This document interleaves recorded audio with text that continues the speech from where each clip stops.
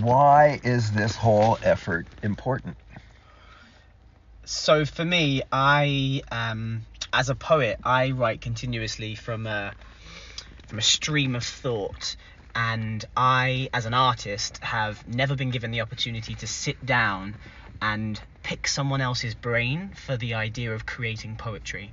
When I attended the workshop, and it was completely by accident that I found it, and I was so interested, and I managed to talk to you about it before I came, was the opportunity to sit as a student in a forum, in a realm that me myself, not being somebody with a science background, would be afforded the opportunity to sit with, was a dream, and really an opportunity that was would have been horrible to miss. But I got to sit with somebody with the know-how and the information that enabled me to give all of the back wheel knowledge so I could create the front wheel poetry. And if there's anybody who listened to that poem who took anything from it at all, I'm really passionate about climate change, but I was not part of the informed, and now I feel if I've taken even one step towards being the informed, that's a huge step. And if one person listened to my poem and then takes another step forward, how many steps forward can the informed in climate change take? And when you say informed, you mean people who are informed to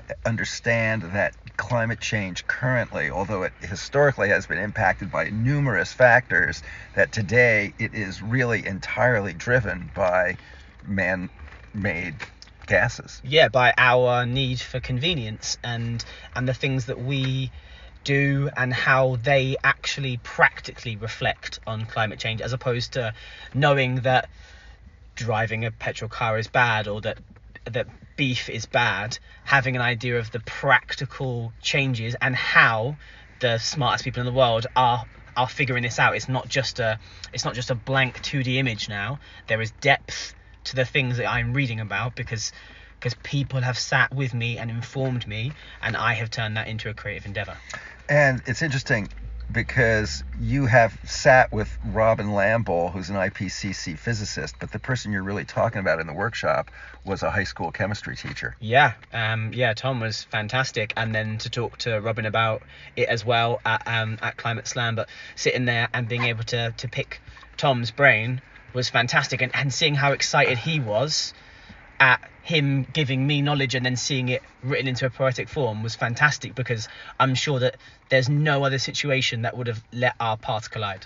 So the reason that I find that really helpful and encouraging is because every secondary school's got chemistry and science teachers. Yeah. This could just, the resources are there. Yeah. You've got the science guys, you've got the English, the language arts guys, or we could bring in the language arts guys to work with the science guys that are in every school, maybe to show the language arts people who are there how to work with them. Yeah.